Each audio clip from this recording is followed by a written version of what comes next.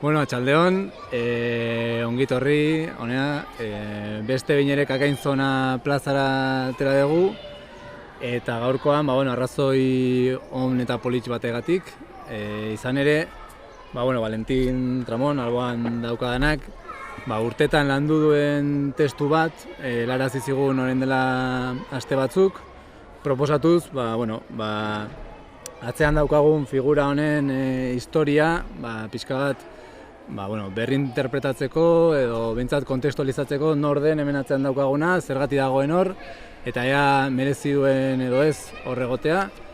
Pixka bat problematizatzeko ere, Zumarragako plazaren erdian, alako talaia eder batean dagoena zein den eta zergatik dagoen hor.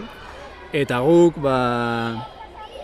irutu zitzaigun, izugarrizko aukera ona zala, gu bezalako proiektu komunikatibo batentzat, herrian gertatzen diren gauzei oihartzuna eman nahi diegulako, hori da gure asmoa, eta guretzat opari bat izan da, eta saiatu gara balik eta mimo handienekin, fanzine formato xume batean baldin bada ere, testu eder hau publikatzen. Eta, uste dugu egokia dela, komendatu deten hori guztiari buruz jarduteko eta pixkat eztabaida mahai gainean jartzeko. Ze, egunerokoan ikusten dugun zerbait da eta badirudi ez diogula jaramonik egiten.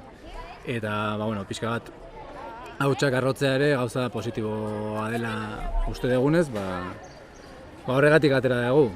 Hemendik aurrera, 2 eurotan salgai egongo da, Kakainzona presente dagoen tokietan eta ekimenetan.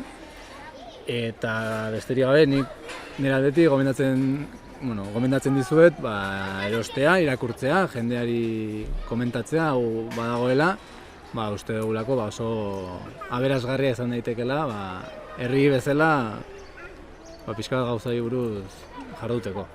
Eta, besterik gabe, nik uste hemen hitz egin behar duna Balen dela, eta ez ni. Beraz, berari emango diotitza, eta eskerrak Kakainzonaren izenean.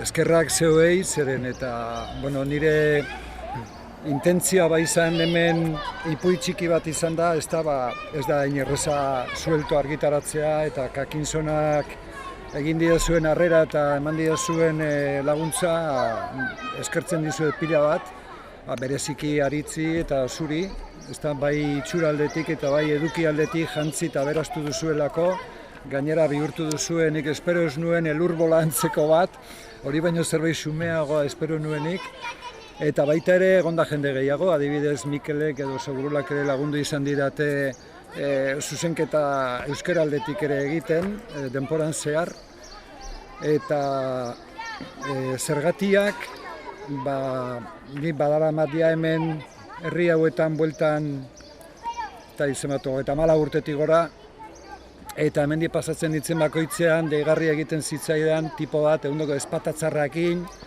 zapaltzen ikono irudi beste erlijio batekoa, kristau ikuspuntu batetik, ezta? Eta poliki bola onditzen joan zen baita ere, zeren eta ikusten nuen leku diferentetan betik konkistaren apologia bat, eta horien artean Legazpirena, zeren bere merito Espainiar ikuspuntu batetik da, el imperio donde nunca se ponía el sol proiektu horretan, edo esaera horretan berak pausotxo bat eman zuelako.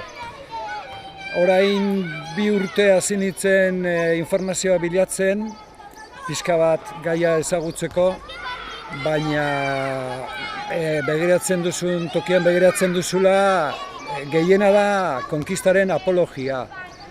Orduan zeharka 2 urtetan joan naiz bilatzen informazioa apur bat kontra jartzen dena berzio ofizial horri, eta konturatu naiz zeharka bilatu behar duzula beste personaje batzuetatik, edo ez dakit nun idatzitako gutunetatik, badatoz bertan garai hartako fraile batzuk idatzitako gutunak, eta horiek nahiko esanguratsua dira, ipuiaren bukaeran datoz, Ipuia bera hasten da bera hilzorian dagoelarik, atake bat ematen dio, ez dago garbi enbolia bat edo bihotzeko bat edo zer dan, eta azkenengo orduetan bizitzari errepaso bat ematen dio, bere ume arotik 72 urtekin hiltzenen arte.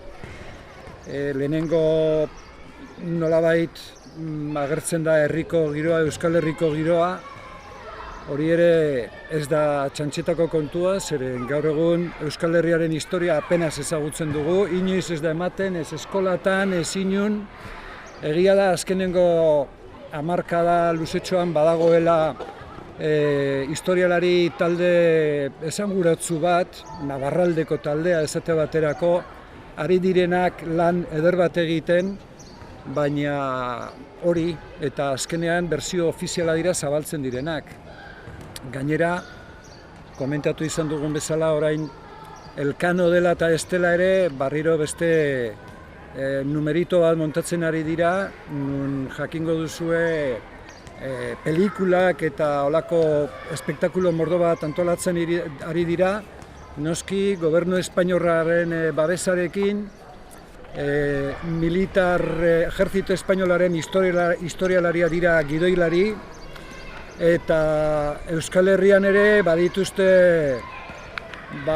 esaneko instituzio eta enpresa jende eta erakunde eta bar mordo bat, kaka horretan sartu direnak buru belarri, Elkano marka saldu nahian, negozioaren izenean, badakizu hemen askorentzako negozioa da importanteagoa kultura edo herriaren nortasuna babestea baino, eta asimilazio espainol eta frantzesak ez dira hobeak izan, imperio guztia jokatzen dute antzera, anker eta gero gaina loratzen dituzte beraien eroeak, komatxo artean, baina Lope de Legazpi Hego Euskal Herrikoa izanik, imperio espainolaren personaje eroe bat da, eta hortik abiatuta poliki nekatzen hitzen informazioa errepikakorra zan, oso zaila zan gauza berriak aurkitzea, eta nekatzen hitzenean uste nuen hilabete batzuk berriro indar pixka bat pilatzen nuen arte, eta bueno, azkenean hemen dago emaitza eta takit zer gehiago esan, zuek esango duzue. Eta galdera dituzuen edo zerbait esateko edo...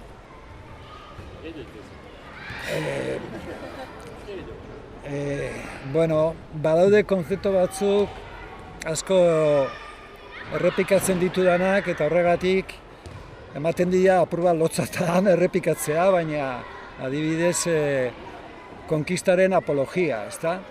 Edo genozidioaren eskukaketa, eskutatzea, edo eskatzen zaionean gobernu espainiarrari barkamena eskatzeko esate baterako López Obradorrek, Mexikoko gaur eguneko presidenteak, nola ofenditu egiten diren, nola guk barkamena eskatu, eskertuta egon barko lirateke, guk eman diegun gure kultura, gure erlijioa, gure Espainiara zabaldu egin dugu, eta jartzen dira zutan, ezta? Beste batzuk itxura demokratikoagoa dutenak, hori baino diplomatikoagoa dira, eta saiatzen dira kolonizatzaile deitzen, hemengo alkate jauna bezala, argumentori gabe, baina holako aringarriak eta jaboia ematen saiatzen dira, eta horri aurre egiteko jakina badakigu komunikabide nagusiak zeinen esku dauden, eta gu ia beti bezala getotik ibili behar bultzaka, eta espero dezagun pixka bentsal lagungarri izango dela benetako historia jorratzeko orduan, egia dan. Takit, ikurritzen zaizu, zerbait gehiago. Iruditzen zaizu zerbait utzi dugula aipatu gabe. Nahi nuen gogoratu baita ere, eskultura hau ez zela kasualidadez 1887an eraiki. Gogoratuko duzue, Kupa bai Puerto Rico eta Filipinas bere independentziaren alde ari zirela borrokan, eta justo 1988an lortu bat zuten ere, gero beste imperio baten, ia ankerrago baten menpero hortzeko, estatu batua, baina bueno, holan dira kontuak. 1887an, eraiki zuten, segurezko hemengo koitau bat baino gehiago joango zen borrokatzera Filipinetara, defenditzera Filipinen espainoltasuna, jakin nahi nuke zenbat joan ziren, zenbat hil ziren, bai malariakin, bai gerraren bidez, bai urperatuta, itsasontzi bat urpera joan zalako, joan da jakin. Horretaz ez da hitz egiten, eta hemen hitzaurrean Jonek idatzi duen bezala referentzia eginez, argian orain urtebete Asier Lópezek argitaratu zuen artikulu oso rekomendagarri baten, galdera da iraganean gertatutakoa zertarako baliatu orain. Hori baita askorentzat historiaren funtzio nagusia. Etorkizun justo, inklusibo eta solidarioa eraikitzeko heldulekua. Norberaz ikasteko eta hobetzeko ispilua. Bide horretan ez bada inor baztertu nahi, ezinbestean ariketa deskoloniala presente egon beharko litzateke. Historia ofizialaren pariak erdira ekarriz, emakumeak, jatorrizko herriak, eta mundu berriaren aurkikuntzaren kalteak gaur egunera arte sufritu dituztenei ahotsa emanez. Nahiko gorko zala.